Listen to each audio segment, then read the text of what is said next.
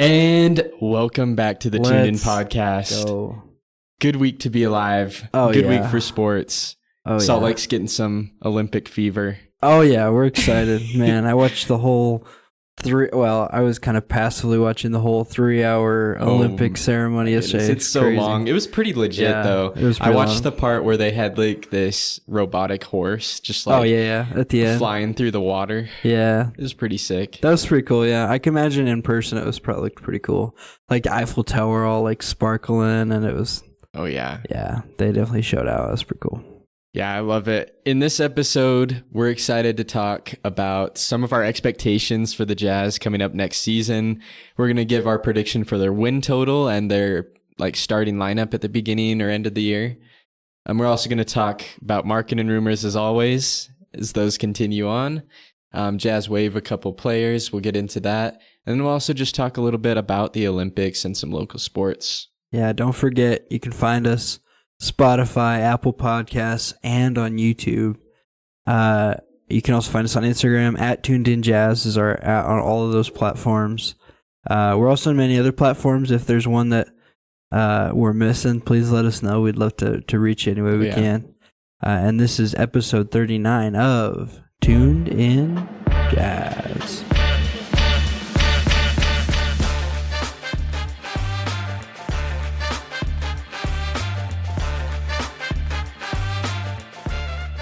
All right, so our boys, Lofton and Baisley, They're have been gone. waived by the Utah Jazz.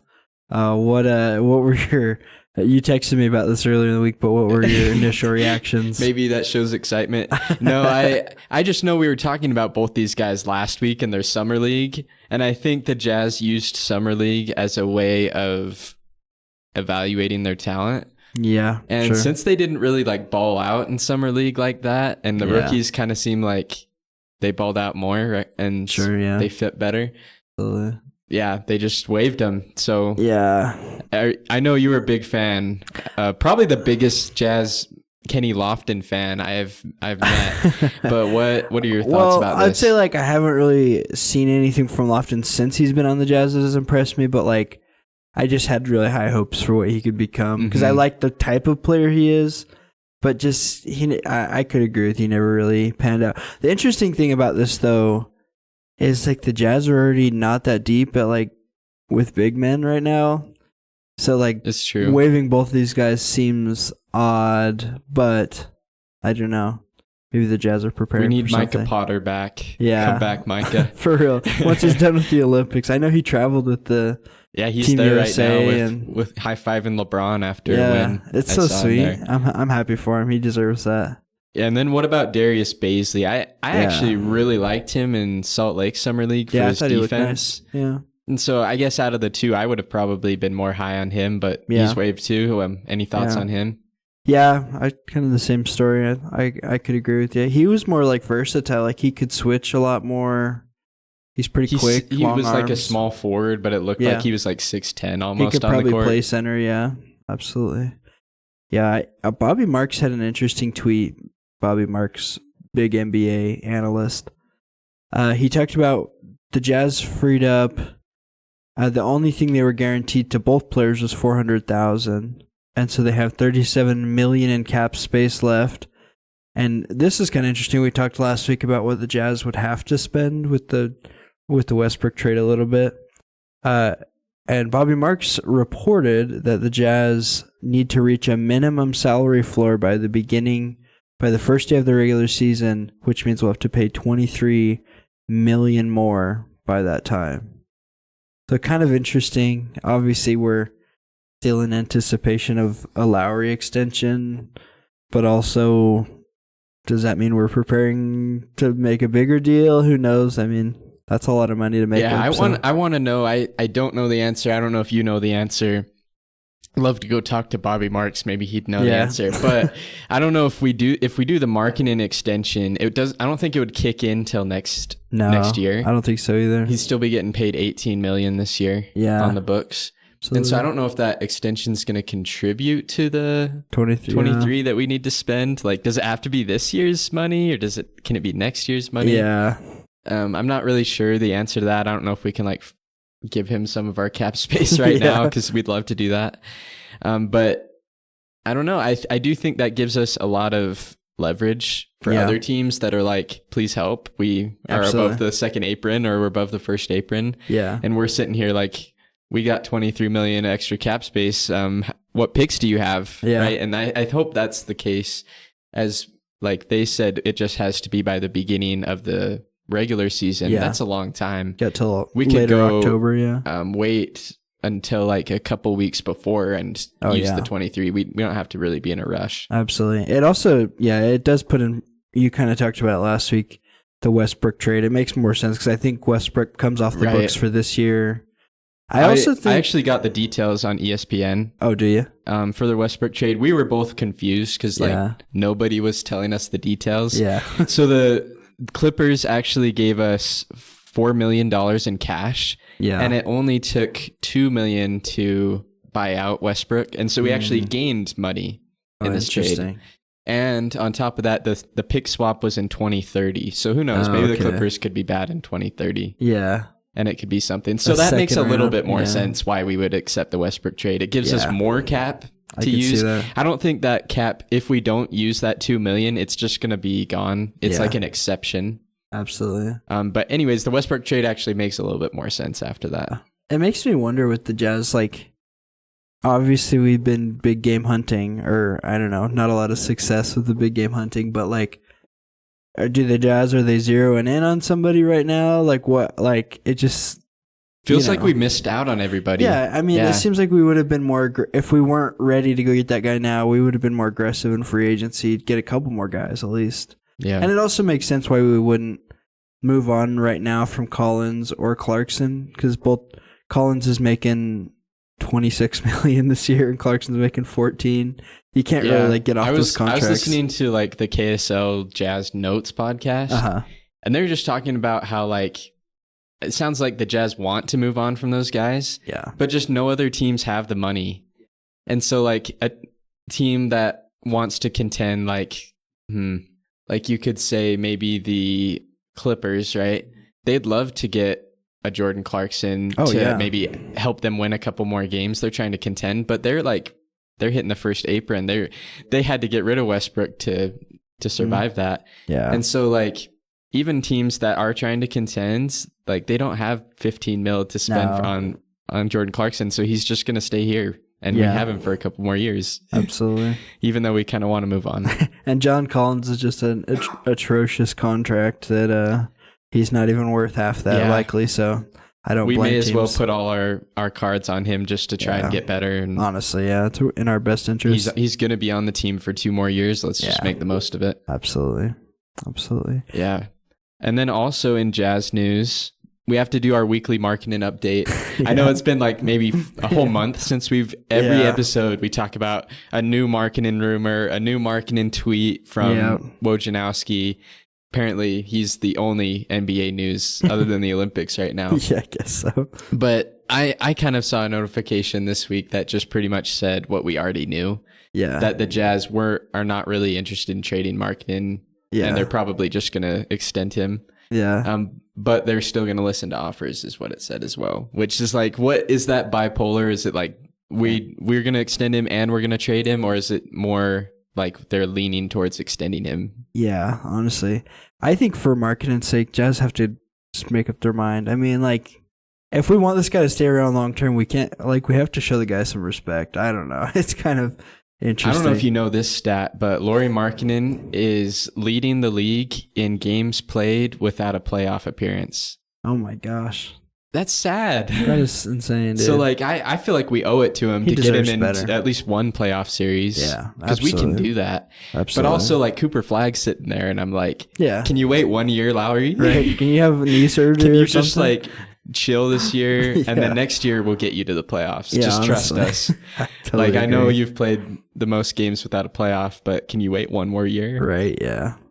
Absolutely. And, I mean, a player at his level at this point deserves to know if he's going to be in Utah this year. Like, at this point, we either need to re-sign him or get serious about trading him, because it's kind of just not fair to put him through that. It was kind of interesting you were talking about Woj being the only piece of news. This is a little side note, but I actually heard about the President Biden leaving the race from Shams. I don't know why. I don't know why he was the first person to tweet that. He's like bored with NBA stuff and going to political news. Right, yeah. I mean, obviously we'll go into politics, but I just thought that was funny because I'm like... Nice. Because I was like, yeah, that's funny. The first place I hear is from an NBA guy. A little boring, I guess. He's getting into his bag with some other news. I guess so. The 2K ratings haven't come out yet, but there was a video posted on their TikTok. They had some of the rookies, probably in Vegas, guess their 2K ratings. Cody Williams was one of the players featured. He guessed 68, which is a little concerning to me that he would think he's a 68. So low. But like, what is his confidence level, right? Right? Like 68 means you're not playing a minute. Right. And he's actually a 71. So I don't know if that's good or bad. I guess yeah, I don't know. Kind of interesting. I believe the Risa Shar and Castle were both 75s, I believe, if I remember right. That makes me feel a lot better.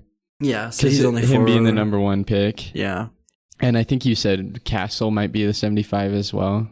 I don't know. I feel like if they are really 75, then that's pretty good for 71. Does that mean 2K thinks he's not going to break the rotation? Maybe. Yeah. But I don't know. We can't get too bent up about 2K ratings. Yeah, honestly. I mean, Keontae started at a 72. He's now reached almost 80s at 79. Probably should be an 80. So, I mean... Yeah, he should be an 80. So... Colin Sexton's probably like 83 or 84 or something like that. So, Cody Williams could make that type of jump that Keontae did, hopefully. Yeah. We would hope, at least. And then, I guess, the main bulk of the episode that we wanted to talk about today is we want to do some predictions or just have a conversation about what are we looking like towards the beginning of next season. We do. Starting with, how many wins do you think the Jazz are going to get next season? And let me paint you a picture first. Yeah. The last 4 years of Jazz basketball, the wins have gone down a little bit each year. Yeah. So like in 2021, that was our best year. We didn't play the full season because COVID. We lost in the second round to the Grizzlies, if you remember that. Next year so that was 52 wins. Next year is 49 wins. We drop 3 wins, and we lose in the first round of the Mavericks. Quinn Snyder leaves. And then the last 2 years under Will Hardy, we've done 37 wins in his first year. Didn't make the playoffs for the first time in a while. And then after that, 31 wins last year. And so you've gone from 52 to 31 in those 4 years. And so it's just like this trend that we're seeing of losing a couple more each year. Yeah. And so that begs the question, what are we going to expect for next year? Are we going to be continuing that trend lower than 31 wins? Or are you expecting a couple more wins than last year? Well, I mean, it's tough to know. I think this one might be a little worse, would be my prediction. Like, I could see us under 30 wins. I just really hope we go get Cooper Flag, honestly. I get better odds. Are you saying like tank hard? I mean, I already think our roster's kind of set up not to succeed very much. I mean, I don't know. Like, I just don't. At this point, I mean, Clarkson's gonna ball out like he always does. I mean, Markkanen will play well. Other than that, it's like a lot of question marks, Yeah. Kessler could be good like his first season, or he could play like last season. Keontae, you never know if he'll have a sophomore slump. I hope not, but I don't know. A lot of question marks. I could see us at like maybe 28 or 29, just a couple less. Yeah, I'm as sad as it is, I have us at 28 wins. Okay. I think the Jazz direction, just because we missed out this offseason on getting a guy, is Cooper Flag or somebody, one of the Boozer brothers, somebody at the top of the draft. Oh, that'd be awesome. And so I'm thinking the plan in my head that seems the most realistic. We extend Markkanen, tell him to wait one more year of bad basketball, and then we go get one of those top draft guys, and then just try and build our team to make the playoffs again and hopefully win the championship. That's the goal, right? We want to have our ceiling be as high as possible with these young guys. Absolutely. And that would mean the only other season where we've been under 30 wins in the 2000s was with Tyrone Corbin. That one year we had 25 wins and we were terrible, and we ended up with Dante Exum after that season, I'm pretty sure. Yeah. And so if we can tank as hard as we did for Dante Exum, then I think maybe we'll have a chance. But yeah, it's going to be rough out there. So I said 28. What are you thinking? Yeah, I'll say 29. I think, yeah. I kind of hope we start our... I know we're technically not allowed to tank in the NBA. Maybe the Jazz aren't going to openly admit it, but we've started our tank a little late the last 2 years. Like this last year, we were in playoff contention by the deadline or whatever, and then we just finally decided we weren't going to... I mean, not really. We were in the hunt at least. So hopefully this year we can just start giving our rookies more minutes. We don't have to wait till 50 games in to play Hendricks and Sensabaugh or Filipowski. Like, we could let those guys play early, you know? Should we just start Collier? Yeah, let's do it. Just go crazy, and I'm sure we'll lose games that way. Yeah, honestly. But I don't know how Sexton will feel. Maybe if he's been kind of missing the playoffs a lot in his career too. Yeah. Like, I don't think he was on our team in any of our playoff series yet because he came in with Markkanen. Yeah. Honestly, what we could do if we really wanted to lose games, we signed Talon Horton-Tucker to a 1 year, $23.7 million contract. It give solves him our 48 minutes a game and let him go to work. Yeah, it solves our salary cap issues if we give him that much, and also we'll lose the game. So I can already see you putting that into 2K right now and just like simulating a season. Yeah, that'd be pretty bad. My worst nightmare. Anyway, well, that kind of takes us to what we're going to predict the starting lineup. Yeah. And honestly, the rotation. Yeah. Going into the year, and then you could even share like if you believe like guys are going to go up in the rotation throughout the year, they're going to go down. Anyway, so let's just go starting lineup first. Yeah. Who do you have at point guard?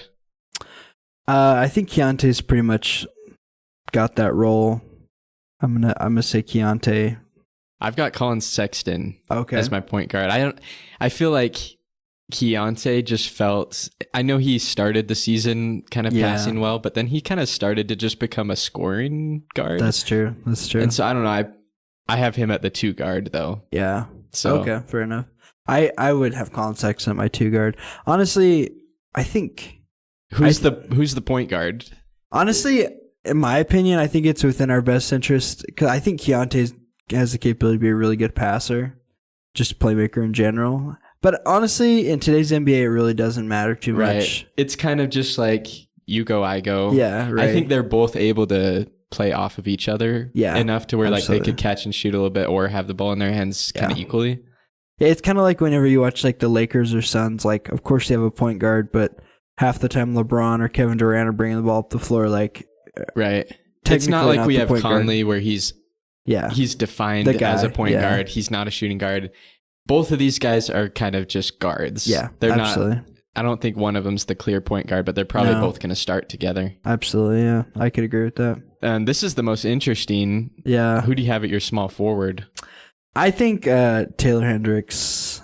Okay. I think he fits, in my mind, he just fits better at the 3. I think he improves a little this year on shooting. I hope at least. It seemed like in Summer League his jump shot was coming along a little. And as a defender, it would be nice to have him on some of those wings, you know?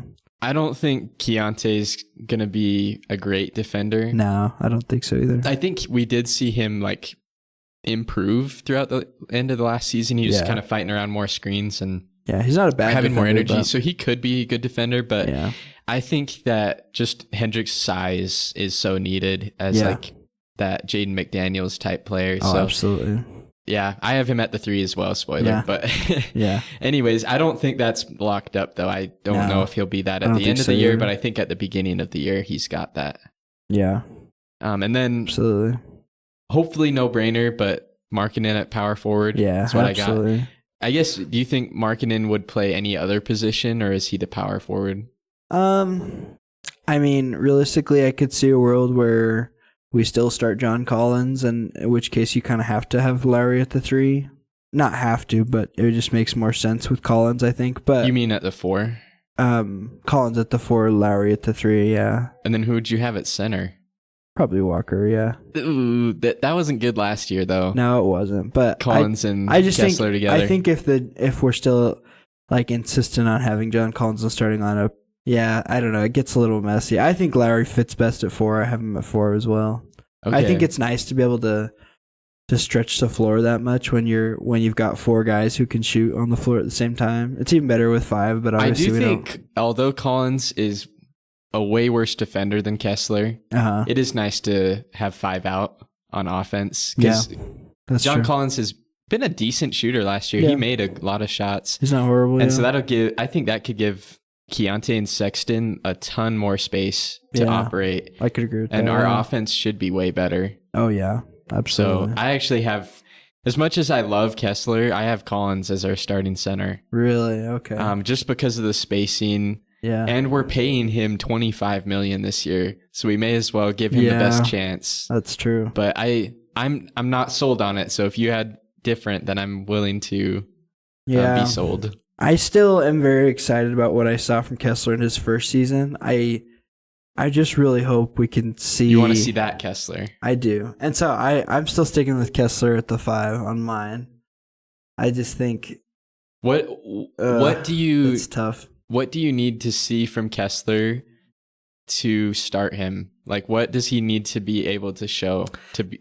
Because he has a lot to prove. Like, yeah, I don't think Will Hardy's sold on him being a starter. No, absolutely not. I think, in my opinion, I don't even think he needs to be that good of a scorer. But in his first season, we saw him like legitimately affect games with his defense and like protecting the rim, even just like being able to switch a little bit on like bigger wings, you know. If he can just play elite on the defensive side of the ball, which we know he's capable of, yeah, I don't even honestly feel like I need to see that many offensive things out of him. But I think one thing that maybe could get him more minutes, because he's not going to be able to outshoot Collins. No, absolutely not. So we're not going to have that spacing. No. I think his passing could get him, because that's true. I know last season, I don't know if you noticed, but Kelly Olynyk was our best passer on the team. I think he averaged the most assists. Absolutely. And when he was traded, we lost a lot of like fluid offense. Absolutely. And so like I think if Kessler could figure out just how to make smart passes, that could help him a lot. Get better hands. He seems to like drop some lobs or like I think that part of that is the guys passing in to him aren't as good as Conley used to be. Yeah.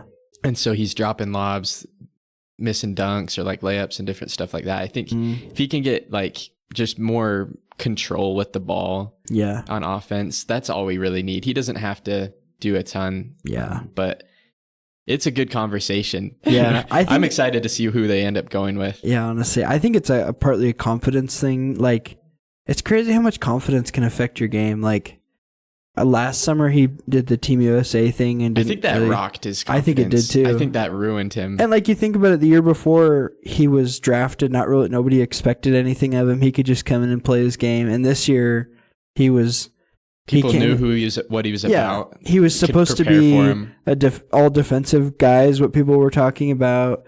And we were talking about him being better than Rudy Gobert. Yeah, we did. And then Rudy Gobert put that to bed. Yeah, he ended that. He spiked that on us. But yeah, I just hope maybe he's regained a little confidence this year. Maybe I don't really think there's high expectations on him this year. So hopefully he can just come in and like play well.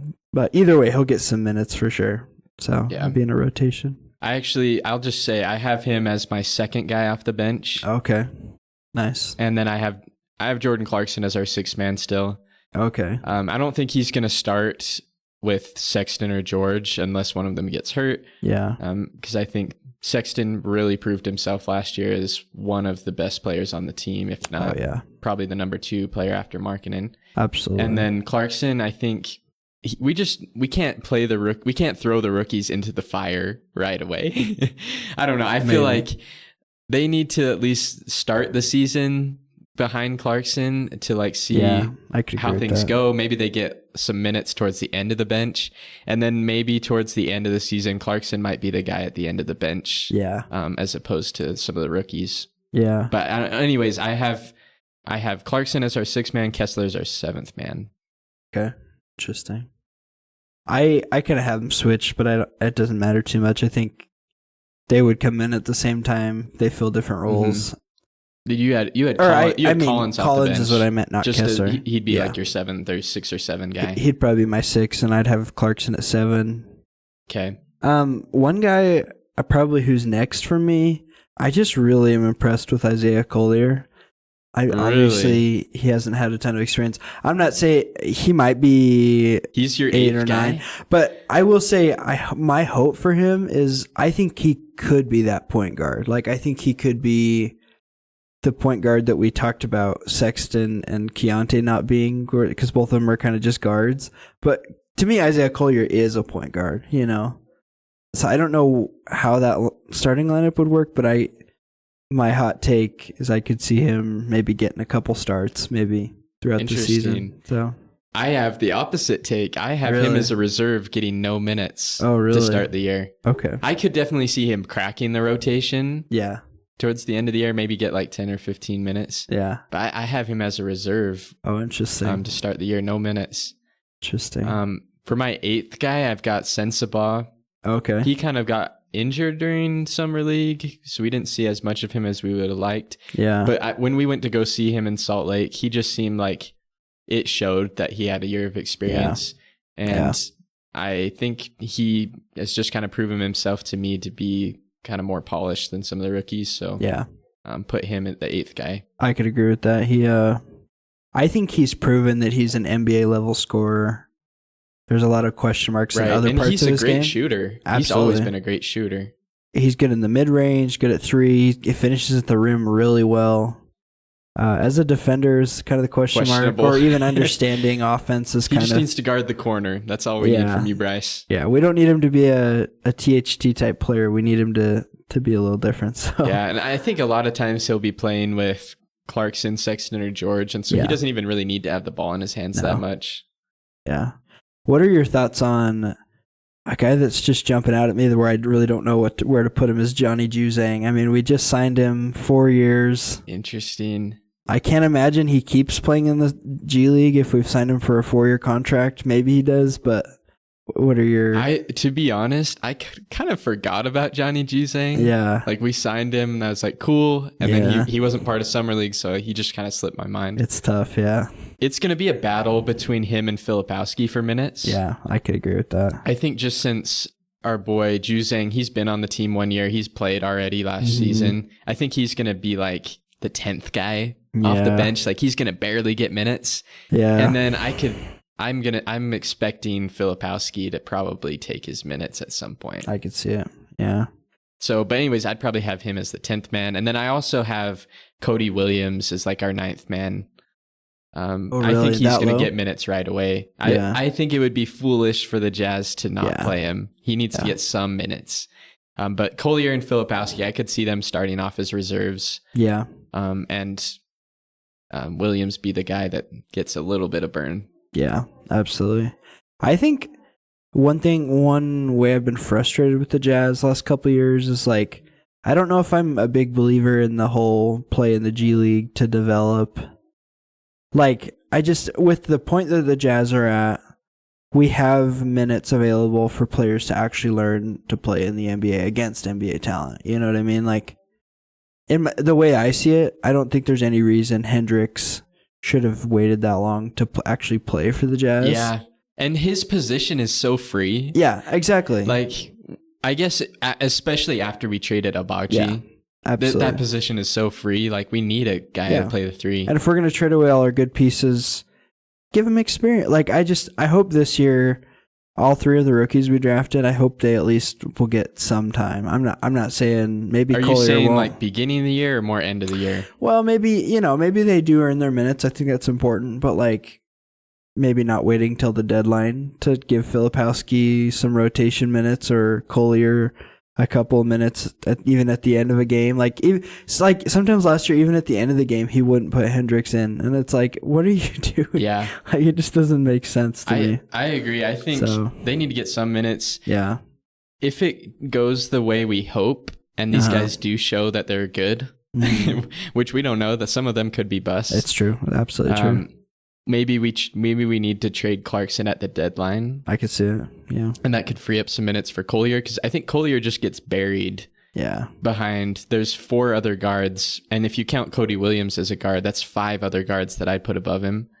Yeah. And so, like, that's just hard to get minutes for that guy. That is tough. And so I don't know. I expect Collier to not get a whole lot of minutes just because of all the other guards we have. Yeah, I can see it. But unless we maybe trade Clarkson or something like that, it's going to be hard for him unless he, like, really proves himself. Yeah, I totally agree.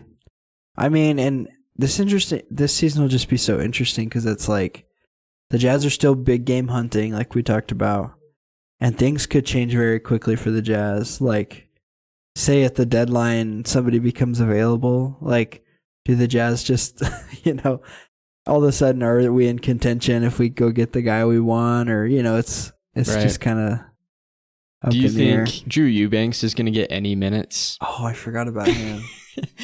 Or is he going to be a reserve guy? I mean, because Kessler and Collins are going to get the majority. Yeah. Is he going to play over Filipowski or Juzang?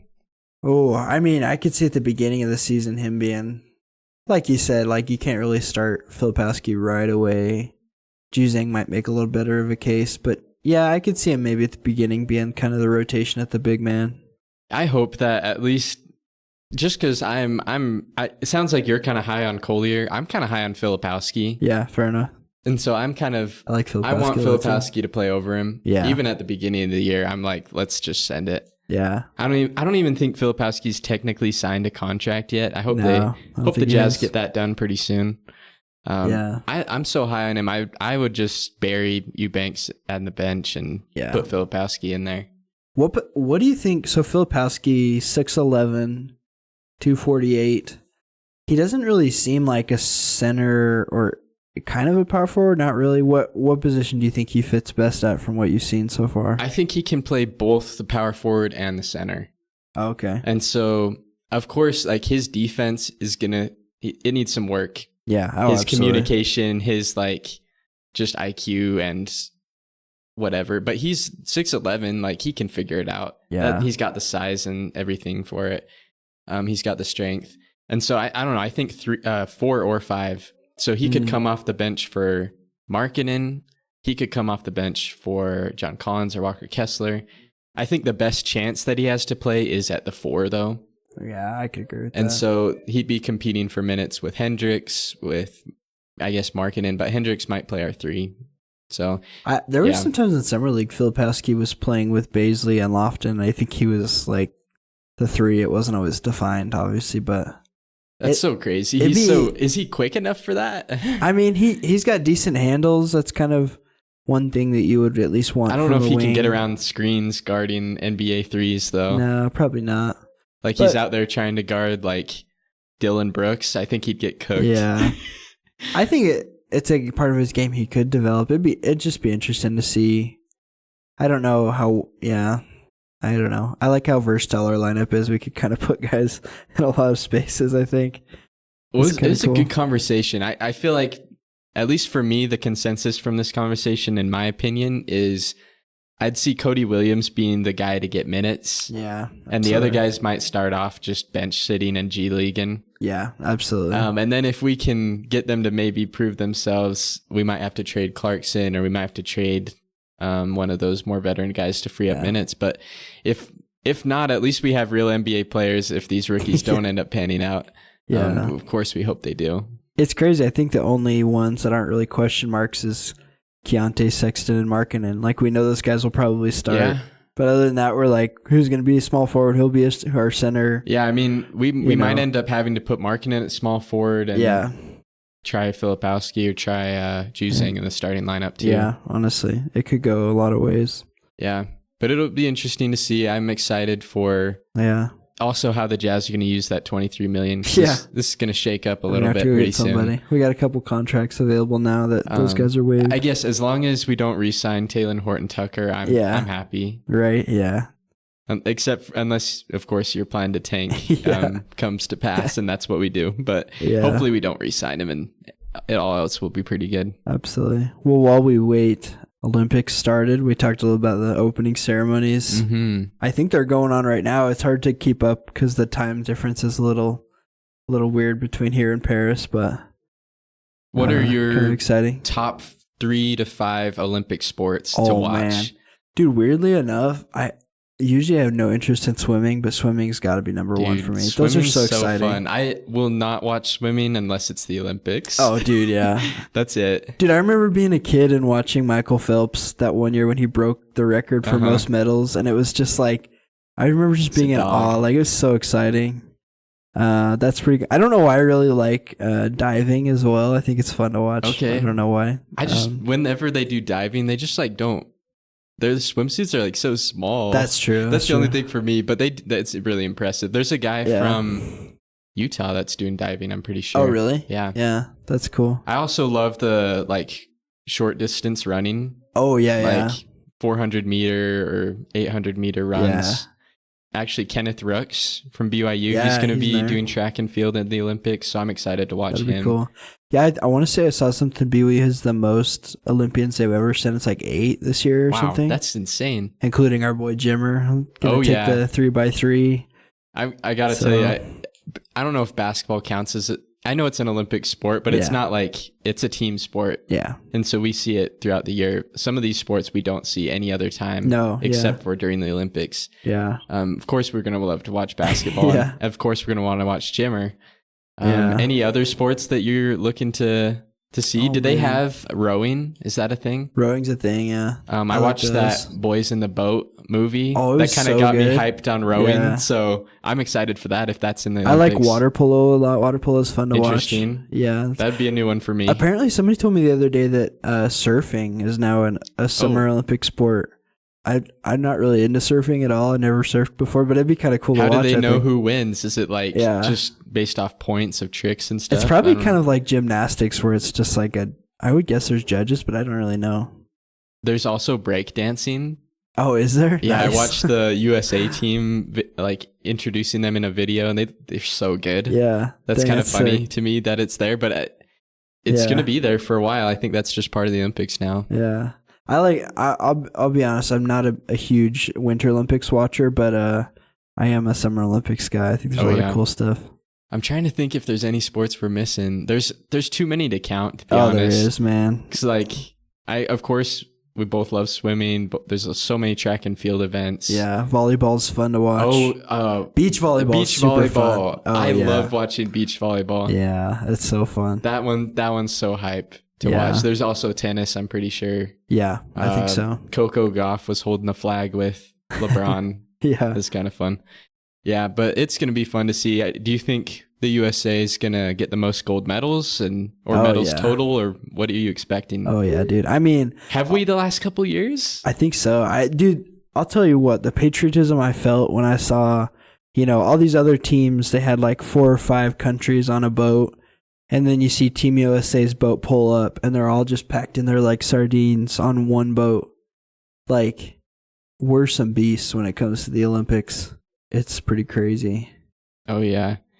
I love to see. I think the USA's just got so many athletes from like around the world. Like, why do we have Joel Embiid on our basketball team? Yeah. Like, he's not from the USA, but he's a citizen. I think they said yesterday we were at 506 or something was the amount of, which is a crazy amount of athletes.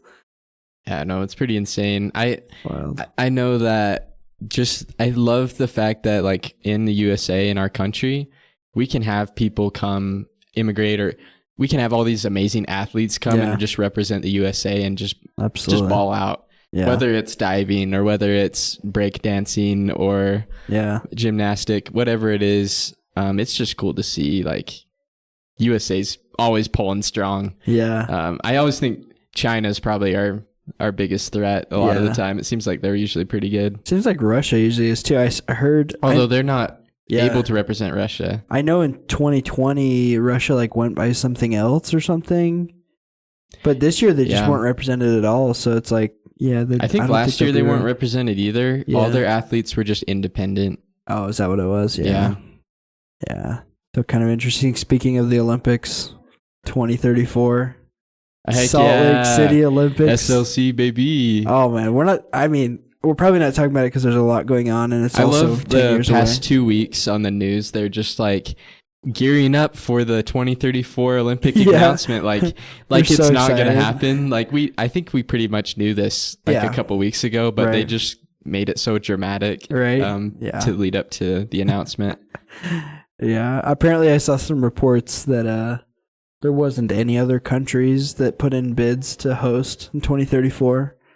Apparently the climate and the cost it takes is too much for a lot of countries. That's what they said. And Utah's kind of already set up for it. Was that 2002? Was that right? Yep. Last time that's the year it? I was born. I'm an Olympic baby. Oh, nice. Let's go. Yeah, no, I guess 2034 is 10 years away. So we've got a while to prepare. I'm sure they honestly probably need to start planning right now for like that opening ceremony was pretty legit. So I don't know what ours is going to be like. Yeah, it's wild. So that'll be good. I'm excited for it. Yeah, super exciting. Especially you think about by then we'll be 10 years into our hockey team. True. We'll kind of be... Maybe we'll have a Stanley Cup at that point. Yeah, hopefully we'll have a hockey player represent us in the USA team. All right. That'd be cool. So, yeah. Lots to be excited about there. Mike Trout had his we talked last week about his stint with the Salt Lake Bees. He only had one at bat. I think he got a single. He did get a couple outs, but... I'm sure the people that paid tickets still were happy. Oh, yeah, dude. Just seeing him there. He played once, I think he got a couple outs he plays center field, and then he had knee soreness, and then that was the end of his time with the Bees. So, but it was kind of cool to be able to say he came back and represented us again. Kind of fun. Well, how's your college football rebuild going? Or your dynasty going? It's going pretty well. I'm on my second year with BYU. We're ranked, so nice. we're hoping to get the Natty. That's dope. I think I talked last week. I'm rebuilding Temple University. We're currently on a 4-game win streak against our rival Penn State, so I'm happy about that. Heck yeah. Have you figured out, because there's 4 difficulty levels? Yeah. When I open up the game, I put it on freshman. Really? Yeah. I just need to figure out how to play this. That was too easy. Yeah. Now I'm on, I think it's varsities, level 2. Yeah. What do you play on varsity, or what do you play on? Yeah, I do play on varsity. I know there's a lot of purists that think you got to play on Heisman, but I just it's not fun. It's not fun at all, dude. Why do you want to play a game that you can't win? Dude, the game is so hard. It's I cannot enjoy myself. Or you'll be throwing drags the whole game just to get first downs. What the heck? And there's no you have no prayer of playing defense if you're playing on Heisman. You're not getting tackles. FCS Northwest is just going to dot you up and score touchdowns the whole game. Your only hope is to just match every score and get lucky with timing. It's just...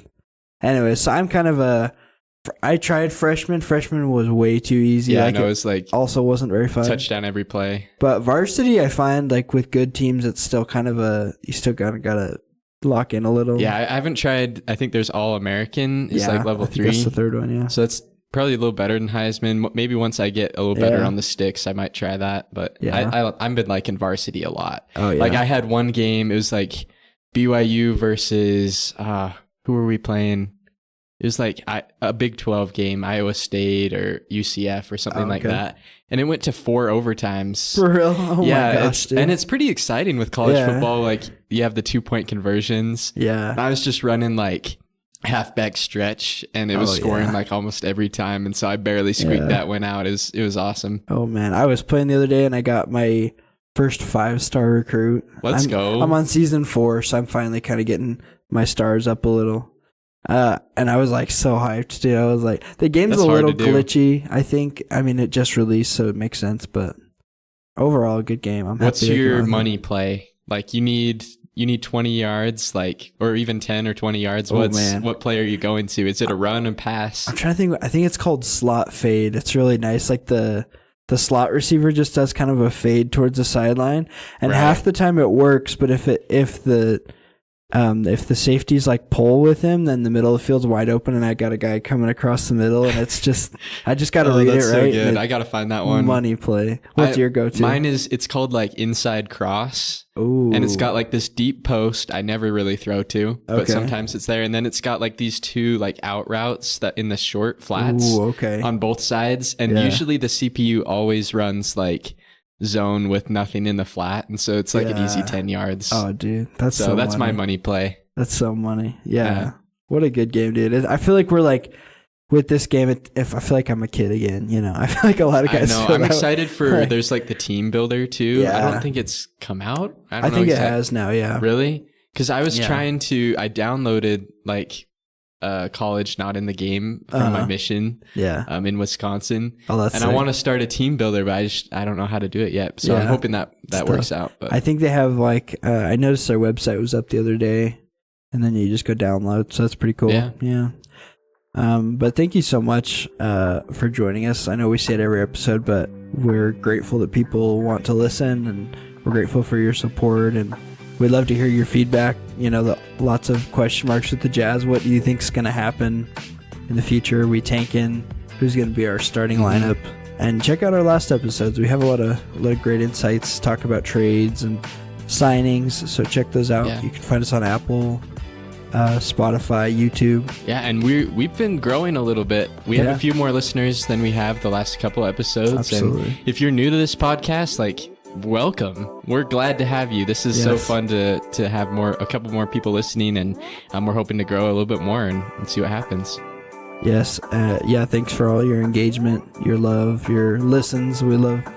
That's the best way you can support us. So we hope that you take care, enjoy the Olympics, keep in touch with all the Jazz things, and take care. Peace.